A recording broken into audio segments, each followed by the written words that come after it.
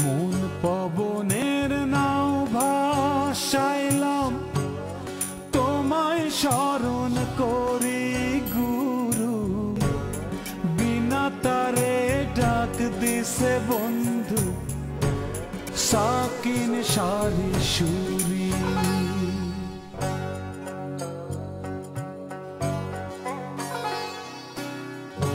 নাও ছুটে যায় নাওয়ের মনে বৈশা ভাবে দাড়ি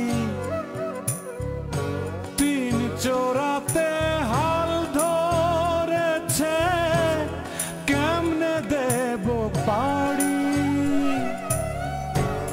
তবু আশায় বসে থাকি তোমার চরণ ধরি বিনা তারে ডাক দিছে বন্ধু সাকিন সারি সুরি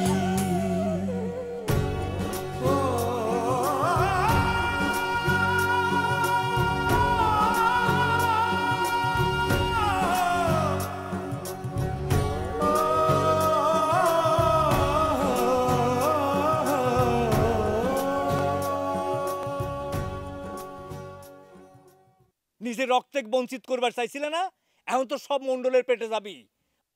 ভগবানের বিচার তো মিথ্যে হয় না, খাও গটি শুদ্ধ খাও। আপনি তো বিলকিসের ছবি আমাকে দিলেন না। আমি জাপান ডাক্তার যদি বিলকিসকে ভালোবাসি থাকি এই পৃথিবীর যে কোনো কোণাতে তাকে আমি খুঁজে বাইর করবই। তুই আমার বাড়ির পর এসে তুই আমাকে গরম দেখাচ্ছ এত বড় শালা তো তুই কি করিস? তো কইছি না তোর সঙ্গে আমার কোনো কথা নেই শালা। তুই তো মার্ডার করে ফেলিস। এই রই তো করছিলাম কি মন্ডল সাহেব, কস্তুরি কয়ে যদি তার পিস্তল কিনে আমি নিয়ে যাবে পারতেন। বাহ বাহ, গারে আমি কি তো সারি সুরি গিয়ে ডাকাতি করার জন্য পাঠাচ্ছি? মারা তো উচিত ছিল শালা গোলামে। আমার তো মাঝে মধ্যে ইচ্ছে করে কে জানিস, ও শালা গোলামে মাইরে সারি সুরি গান থেকে ভাগাই দিই।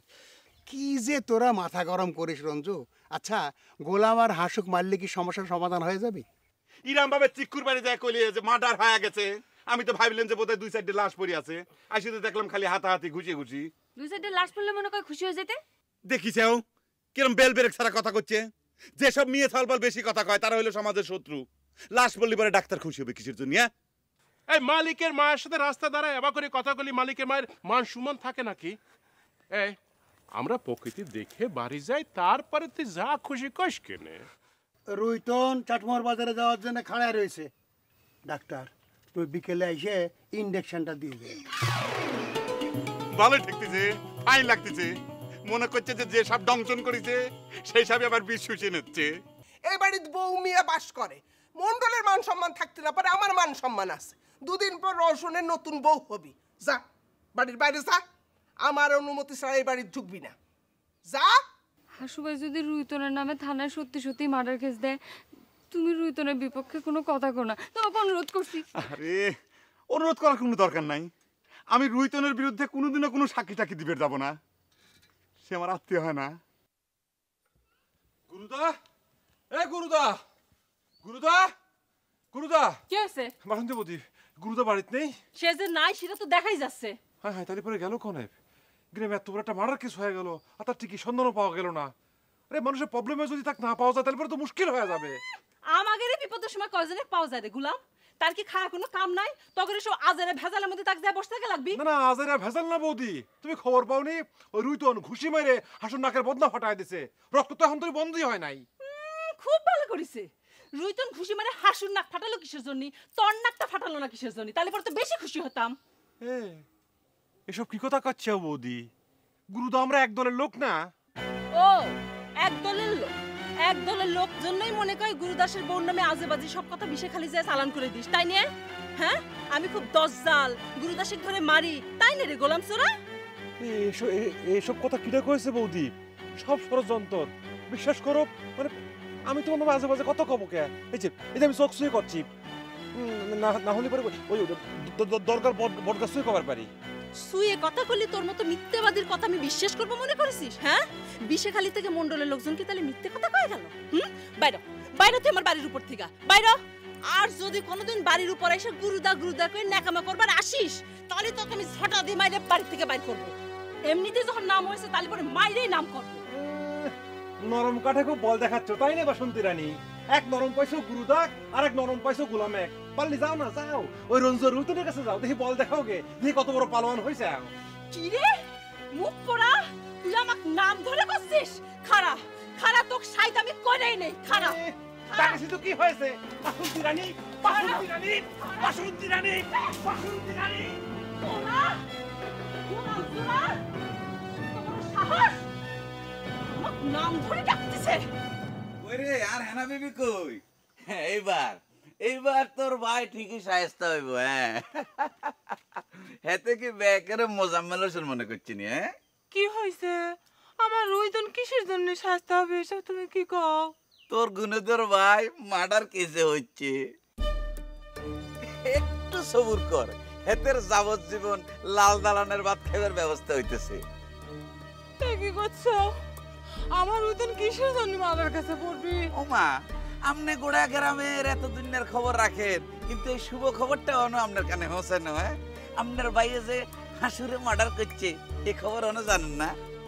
আল্লাহ, এসব কাণ্ড কখন হয়েছে? আমার রুইদন কোনে রে?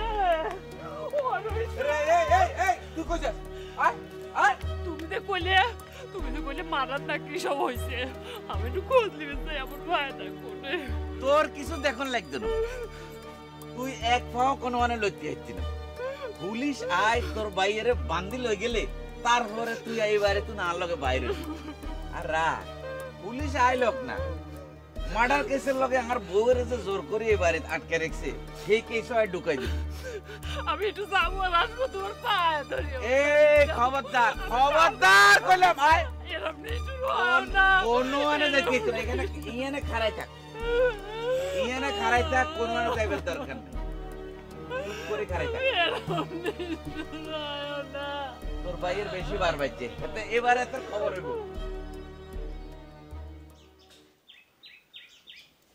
কেরে খালা তো ভাই, তোর বালুচর সফরের রেজাল্ট কি? রাখ তোর বালুচর সফরের রেজাল্ট। বালুচর সফরের রেজাল্ট চাচ্ছে, মন্ডল বাড়ির ভাবসাব বুঝতে আমার ঘাম ফুটে যাচ্ছে, ও চাচ্ছে বালুচরের রেজাল্ট। আচ্ছা খালাতো ভাই, এই রাতারাতি কি মন্ডল বাড়ির ক্ষমতার পর পরিবর্তন হয়ে গেল নাকি রে? তোর কে বাড়ির মধ্যে যে ওই রকমই কিছু মনে হইলে নাকি খালাতো ভাই? মন্ডল সাহেব তো কি কইলে? মন্ডল সাহেব, আমি কি মন্ডল সাহেব পর্যন্ত পৌঁছাবের পারিছি রে? গেট দিয়ে ঢুকিছি আর অম্বাই চাচি কুত্তের মতো করে আমাকে খেদাইলে। আচ্ছা খালাতো ভাই, আমি যখন বাড়ি ঢুকতেছিলাম তখন তো তুই বাড়িতে বাড়াচ্ছিল না? হয় ঠিকই তো। তার মানে তোর সাথে মন্ডল সাহেবের দেখা হয় নাই? হয় নাই তো। তার মানে তোর সাথেও চাচি এরকম খারাপ ব্যবহার করেছে, অথচ আমি যখন বাড়ি ঢুকলাম তখন তুই আমাকে কলু নেই। তুই তো সাংঘাতিক নিষ্ঠুর সওয়াল রে। আমাকে অপমান হওয়ার জন্য তুই এরকম করে পাঠা দিলু। ফালতু কথা কইস নে মান্নান, তুই না তো কলু যে সব কিছু আসি তুই উলট পালট করে ফেলা দিব। তাই বলে চাচি যেরকম কুত্তে খাপা খেপে রয়েছে বাড়ির মধ্যে ঢুকলেই যাত্রার সাথে খারাপ ব্যবহার করতো, সেই খবরটা তুই দিবুলে, তুই আমাকে নিষেধ করবুলে। আমি যদি তোকে নিষেধ করতাম তাহলে কি তুই আমার কথা শুনতু না? তুই আরো কি মনে করতো জানিস? মনে করতো যে আমি তোকে ওই মন্ডল সাহেবের কাছ থেকে দূরে সরা রাখার ষড়যন্ত্র করতেছি। তো সেরকম চেষ্টা যদি একবার করিনি তা তো আর না খালাতো ভাই। যাগ্গে এখন এইসব পরিস্থিতি আমার কি করণীয় সেটা কি কিছু ভাবিছিস? শোন, আমি তোকে একটা কথা বলি, তুই এইসব ছোটখাটো বিষয় নিয়ে এত চিন্তা ভাবনা তোর করার দরকার নেই। তোর চিন্তায় মন্ডল সাহেব একেবারে অস্থির হয়ে গেছে, মেলা জরুরি কাম আছে।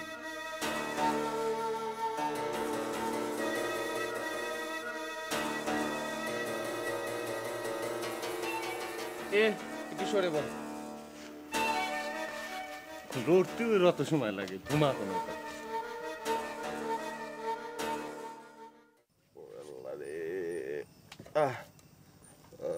এই দোস্ত, ইন্ডিশন দিতে কি খুব ব্যথা লাগে?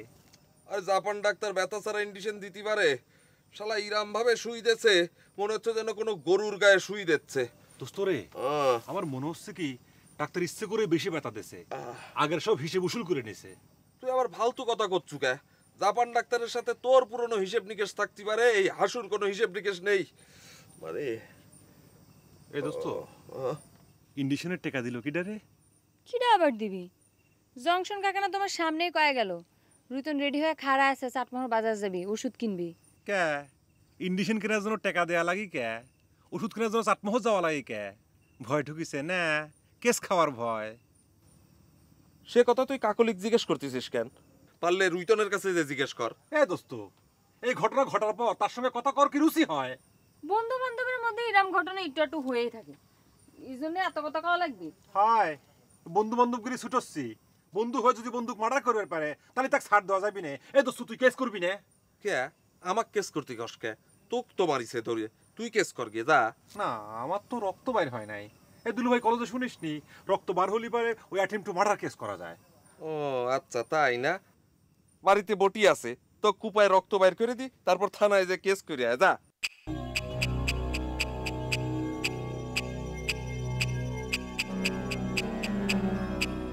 আচ্ছা হাসু নাকি রুইতনের নামে কেস দিছে?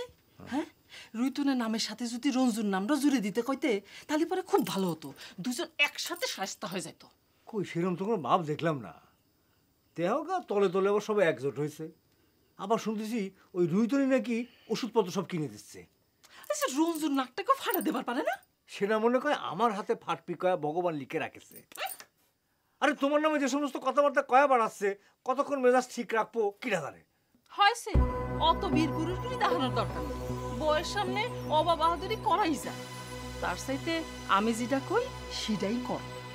কি নতুন কোনো বুদ্ধি বাইর করিসাও নাকি বাসন্তী? শোনো, তুমি রঞ্জুর ঘরে যে শীত দিয়ে মোহরের ঘুটি খান নিয়ে আসো। রঞ্জু তো মনে করে তোমার বৌদির ঘর পাহারা দিছে, এটা একটা মস্ত বড় সুযোগ।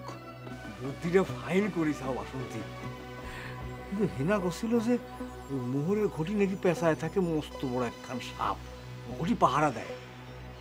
ওই সাপ যদি আবার আজ এটা কথা শুনলে মেজাজটা করে খারাপ হয়ে যায়। এই মোহরের ঘরে যদি সাপেই পেঁচায় থাকবি তাহলে পরে সেটা তোর বৌদির ঘর থেকে ওই রঞ্জুর ঘরে যায় কি বা করে? হ্যাঁ সেটা অবশ্য ঠিক কথাই কইসাও, কিন্তু হেনার কথাটা তো ফেলাই দেওয়া যায় না বাসন্তী।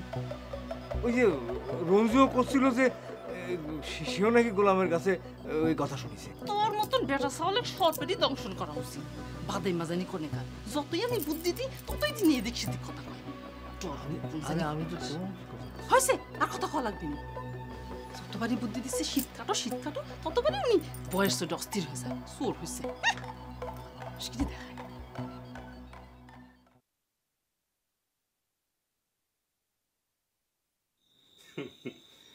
আসলে মা, তোর মাথায় যে এত বুদ্ধি সেটা আমি ভাববেরই পারি নাই।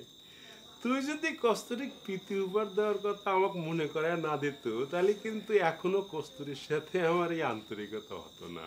ঢং করিস নে, কস্তুরীর সাথে আন্তরিক হয়ে আমার অপমানের কথা ভুলে গেছে। হ্যাঁ এবার তো কিরা অপমান করেছে? এই কিরা? ও আমার শ্বশুর। আরে সে তো তোর দেবর হয়, দেবর তো একটু ঠাট্টা মস্করা করবেরই পারে।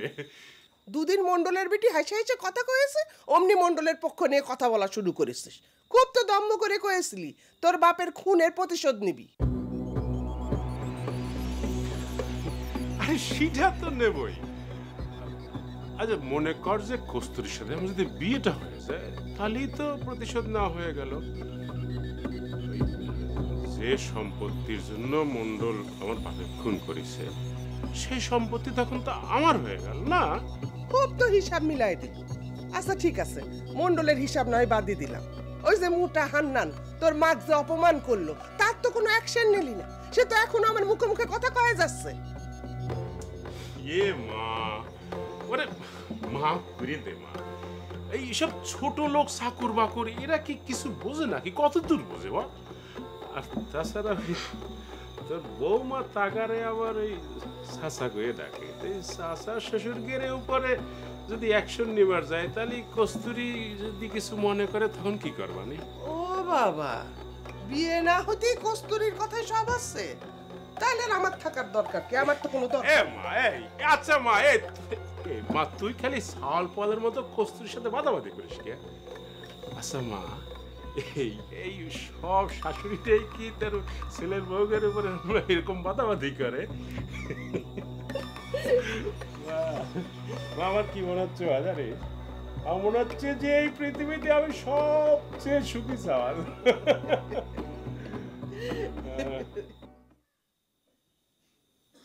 তুই যদি মানুষের সামনে আমার মাথায় এরকম হেট করবু, তাহলে তোর গানের গন্ডগোলের জন্য কেন তাগারে আমি বাড়ির থেকে বাইর করে দিলাম।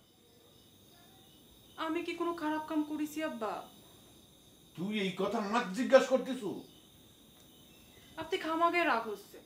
মানুষের সাথে মানুষের মিল হওয়াটা কি খারাপ? বাবা চমৎকার বুঝ হয়েছে তো। মানুষের সাথে মানুষের মিল হইলে কোনো খারাপ কিছু, কিন্তু ওই রওশন যে কি মানুষ সেটা তুই জানিস না? সবই জানি আব্বা। তাহলে যাইনি শুনে তুই আমার মুখে চুন গালি দিল? হ্যাঁ, এই জন্যই তোকে আমি এত কষ্ট করে বড় করেছি। যেই বয়সে তোর মা মারা যায় সেই বয়সে অনেক পুরুষ মানুষ বিয়েই করে না। আমার আম্মা মরে গেছে, সেটা কি আমার দোষ? আপনি তো কোনোদিনও বলেন না আম্মা কেবা করে মরেছিল। হ্যাঁ, তুই আমাকে সন্দেহ করিস? হ্যাঁ, এই জন্য তোর মুখের দিকে তাকে আমি দ্বিতীয়বার বিয়ের কথা চিন্তা ভাবনা করিনি। আজ তুই তার প্রতিদান দিচ্ছ। আমার শত্রুগার সাথে মিলে তুই তাকে মুখ হাসাচ্ছ। আরে আজ কোহিনুর বেগমের মতো মেয়ে মানুষ আমাকে দেখে হাসে রে। দূর হয়ে যা আমার চোখের সামনে থেকে। তোর মতো মেয়ে রে আমি গান শিখে রেডিও সেন্টারে পাঠাতে চাইছিলাম। যা আমার সামনে থেকে যা।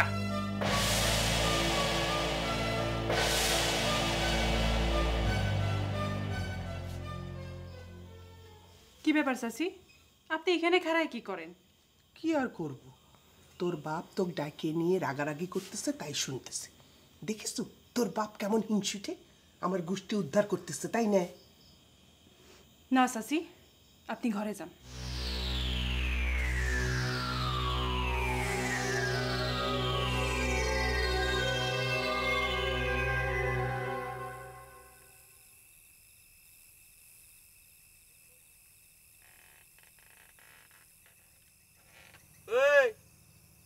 তুই এত রাইতে কাল্লা হত সাইরলি রে? তোর ভাই আল্লাহ তো মনে হয় ফেরারি হয়ে গেছে গুই। হেতেরা রে ভাই তাইবের সাহস আছে। সামান্য একটা মারামারি নিয়ে তার কেস করে দেওয়া লাগে। আমার হাসু হচ্ছে দুনিয়ার হারামি সাল। অন হাসুর দোষ হয়ে গেছে কেন? আর তোর ভাই যে আকামটা করছে সেটার কোনো দোষ নাই। আমি তো করছি না যে দোষ নাই, তুমি এক হাতেও কইল তালি বাজে না।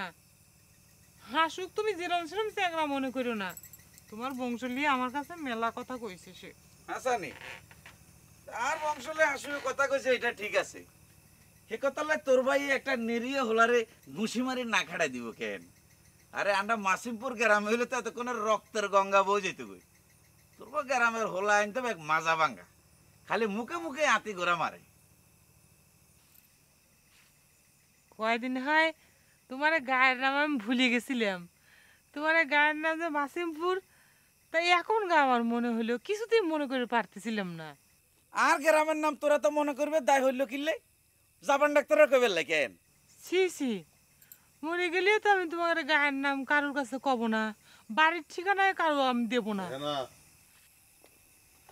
ভাইরে তুই আইসু, সারা দিন আমি কিরম ছটফট করেছি ভাই, তুই কোনে আসলে ভাই? কে রে, আমাকে বাড়িতে আসার কথা না? আমার ফাঁসি হয়ে যাচ্ছে এরকম খবর বোধহয় বাড়ি চলে আসছে, তাই না? আলাই বালাই তুই কি সব কথা কইস ভাই? আলাই বেলাই না, অনেক বড় বড় ব্যারিস্টার হাসুক আমার নামে মার্ডার কেস দেওয়ার বুদ্ধি দিচ্ছে। আমার ফাঁসি হয়ে গেলে অনেক শালার যে পেটে ভাত জুটবি না, সেটা কি ভাবনার মধ্যে আছে?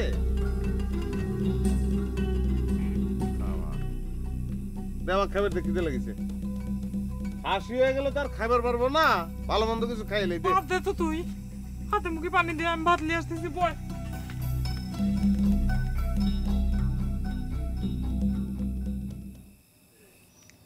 হাসুর শরীরটা এখন কেমন রে রঞ্জু? যেটা শরীর টরীর খারাপ কিছু না, নাক মুখ দিয়ে একটু রক্ত বাইর হয়েছিল, গোলাম সেটাকে রং চোর মাইরে একবার মার্ডার কেস করে ফেলেছে। ঘুষি মারে নাক ফাটায় দেওয়া তুই সামান্য কিছু করছো?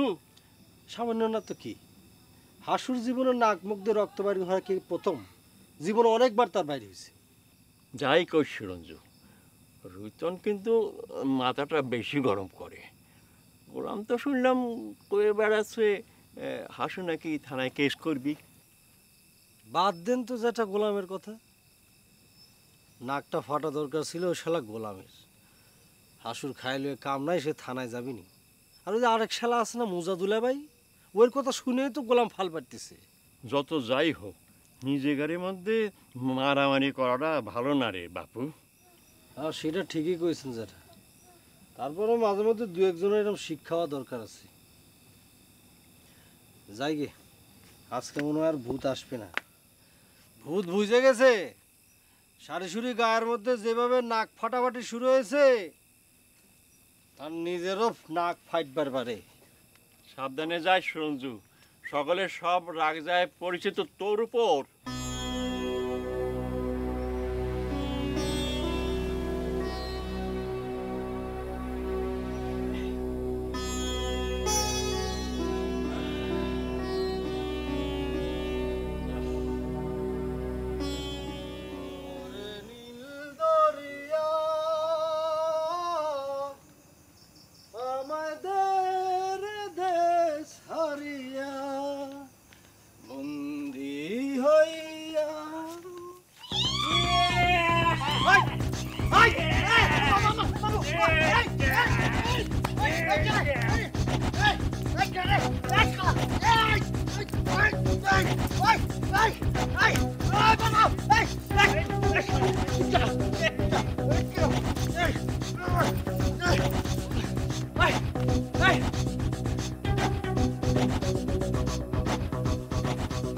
ঠিকই চিনছি, তোরা কারা আমি ঠিকই চিনছি।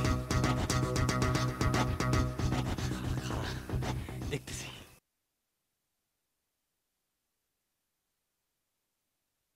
কি রে হান্নান, তোর খালাতো ভাই বালুচরে গিয়ে বিয়ে শাদী করে কি ঘর জামাই হয়ে গেল নাকি?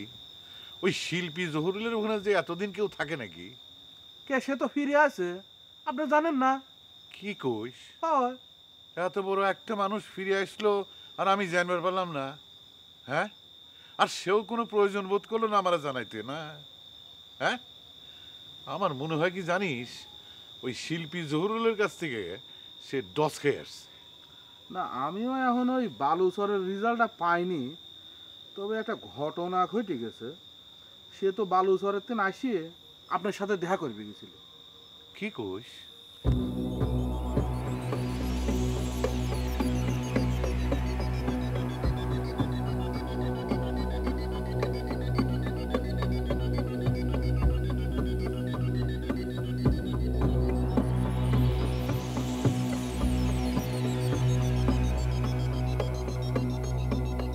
কোষ কি রে হান্নান, আমি কি তাহলে আমার বাড়ির গৃহবন্দী হয়ে গেলাম নাকি রে? সে কথা তো আমি কইর পারবো না রে মন্ডল সাহেব, তবে আমার মনে হয় কি মান্নান মনে মনে খুব বড় একটা হিট খাইছে, আর সেই হিট খাওয়ার জন্য ঘরের মধ্যে যায় চুপচাপ শুয়ে রয়েছে। ঠিক আছে, তোরা অভিমানী কর, অভিমান করে এদিক ওদিক থাক, আর ওরা আমাকে ফিনিশ করে দিক। হ্যাঁ, আমার নিজের মায়ে হ্যাঁ কি এক পিস্তল পাইয়া তাকে পক্ষে চলে যাওয়ার পরে, এটা তো আমি স্বপ্নেও ভাবতে পারি নাই রে হান্নান। কি আর কব গন মন্ডল সাহেব, কি সুন্দর করিয়ে আমি রসুনের পিস্তলটা কাঢ়িলে, আর আপনি জামাই আদর করে তাকে পিস্তলটা ফেরত দিবেন কইলেন। চুপ থাক, কথা কর সুযোগ দিলি তোরা ঘরে উঠে বসিস। ঘরে বাইরে একটা মানুষ যার সাথে আমি একটু বুদ্ধির কথা কই।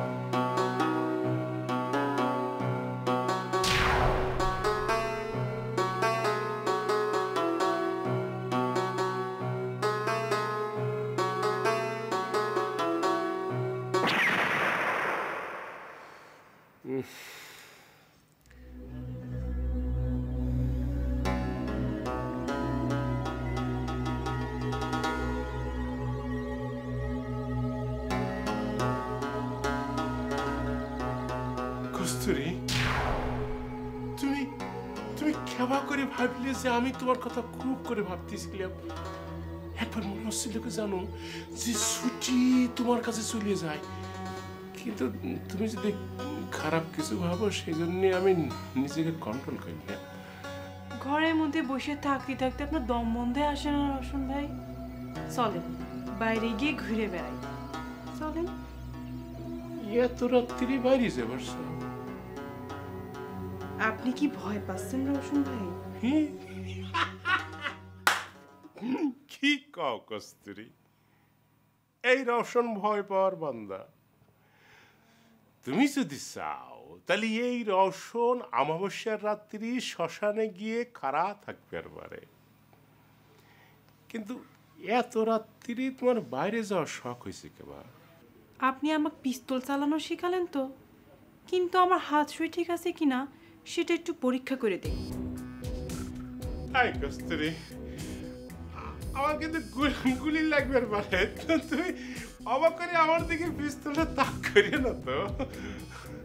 আমি আপনাকে গুলি করেই তো আমার টিপসই পরীক্ষা করবো রোশন ভাই। তাই নাকি কস্তুরী?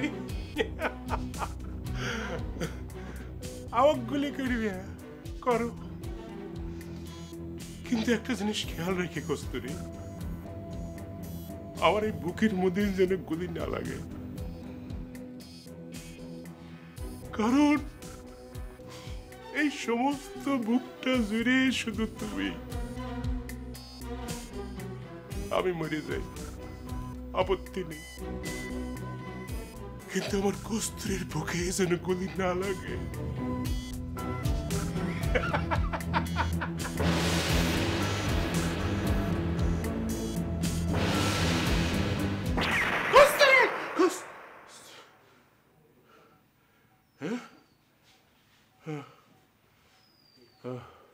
খবরদার করছি, ওই গুলি চালানো শিখাবি না। আমি আগেও কয়েছি ওই গুলি তোর বুকের মধ্যে চালাবো।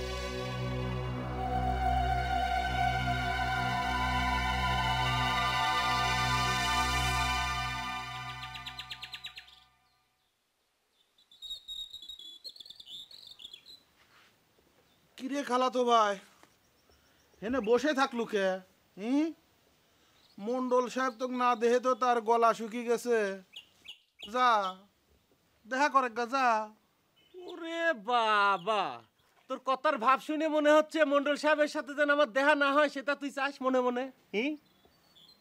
আমার চাওয়া অচাওয়ার কিটা দাম দিচ্ছে রে ভাই? তালি মন্ডল সাহেব করছিলি যে আমাক দিয়ে তার কোনো কাম হচ্ছে না, বারবার খালি তোর কথা করছিলি, আমি তো তাই কইলাম। আচ্ছা ভালো কথা। তুই বলে সারি সুরি গায়ে যায় আবার কোন নতুন কেলেঙ্কারি বাতা থুয়াইছিস কি রে? কেলেঙ্কারি কিছু লারে ভাই, ওই শালা সারিসুরি গ্রামের হাসু আছে না, ওই শালা টুক করে আমার পকেট মারি দিয়েছে। না পকেট মারা না, আমি তো শুনলাম অন্যতা। কি শুনেছিস তুই? একবার তো আমার সাথে গেছিল, তাই সব আউল ফাউল কথা সব মিক্সার করি সব কথা কইছিল। এবার তো আমার সাথে যাসনি, তাও মেলা কথা শুনেছিস। তো রাগ করতেছিস কিছু তো নি খালাতো ভাই? ইরে আমি না শুনলাম তুই সারিসুরি গ্রামে যায় ভূত দেখে তরাসি হয়ে গেছিল। তরাসি না হয়ে আর কি করবো রে ভাই? তোর শিফালি যদি ভূত হয়ে আমার সামনে খাড়ায়, তাহলে আমি তরাইশি না হয়ে থাকির পারি? সেই জন্যই তো মন্ডল সাহেব বারবার তোকে সারিসুরি পাঠানোর জন্য একেবারে হয়রান হয়ে। তুই আসলে খুব নিষ্ঠুর টাইপের খারাপ সওয়াল। তোর বুপেরটাও যেরকম কালা, তোর ভিতরটাও সেরকম কালা। ফাউল কোন গো।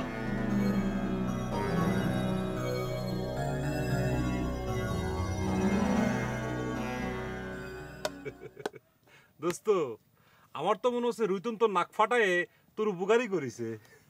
আচ্ছা তুই এই জায়গায় বসে থাকলু কে? বিষে খালি যাবো করলু? তুমি আবার কি সর্বনাশ করার জন্য বেশি গেলে যাচ্ছ গোলাম ভাই? কাকুলি, আমি বিষেখালি গেলে তোমার কি সর্বনাশ হবি? তুমি নিজেই চিন্তা করে দেখো, এ পর্যন্ত যতবার তুমি বিষেখালি গিয়েছো ততবারই ভেজাল বাদে আইছো। কাকলি, কথাটা কিন্তু রুইতনের মতো হয়ে যাচ্ছে। আমি কি মিথ্যা কথা কইছি হাসু ভাই? তুমি চিন্তা করে দেখো, সে যদি বিষে খালি যায় মোটা লোকটা সারি সুরি গায়ে আসার কামনা না করতো তাহলে কি তোমার নাকটা আজকে ফাটতো? কথাটা কিন্তু পক্ষটাইনি হয়ে গেল কাকলি। আমার নাক যে ফাটাইছে তার কোনো দোষ নাই, আর গুলাম এক বিষেখালি যাওয়ার জন্য তুমি দোষ দিচ্ছ, তাই না? গুলাম 100 বার বিষেখালি যাবে, তুমি কি মনে করি চাও গুলাম ফালতু কামে বিষেখালি যাচ্ছে? বাদ দে দোস্ত, কাকলি না বুঝে এই মানুষের কথায় ভুল বোঝে। কাকলি শুধু মানসির কথা শুনে মাংসির পক্ষ লেচ্ছে, তাতে তো লাভ তো কিছু হচ্ছে না। এই দোস্ত এবার করে কথা কইস নে, তো দেখিস নে তোর নাক ফাটার পর থেকে কাকলি তো কিরাম শুশ্রূষা করতেছে। ও আচ্ছা, এই যে কাকলি আমার খাবার দাবার আইনে খাওয়াচ্ছে, সেবা শুশ্রূষা করতেছে, তা কি তোর ধারণা সে কি আমার মায়া করে এসব করতেছে? এই দোস্ত এটা কিন্তু একটু বেশি হয়ে যাচ্ছে। আরে মায়া না থাকলি তোকে সেবা করবি কিসের জন্য? তুমি দেখো গোলাম ভাই। কাকলি আর কেউ জানুক না বুঝুক, আমি তো জানি তুমি এত সব কিসের জন্য করতে চাও, তাই না? তারপরেও তোমাকে ধন্যবাদ, আমার এই বিপদের সময় তুমি পাশে এসে দাঁড়াইছো। অগুলাম, তুই এনে বসে থাকলি কে? যা সকাল সকাল বিষেখালি যা, যায় কস্তুরীর গান শুনিয়ে তোর মন ভালো হয়ে যাবে নি। যা তো ভাই যা। পথ চেনা নাই, ঘাট চেনা নাই, নাই কোপারের কড়ি, অবেলাতে ভিড়ল তরি, এখন কি যে করি, তবু আশায় বসে থাকি, তোমার চরণে ধরি, বিনা তারে ডাক দিছে বন্ধু, সাকিন সারি সুর।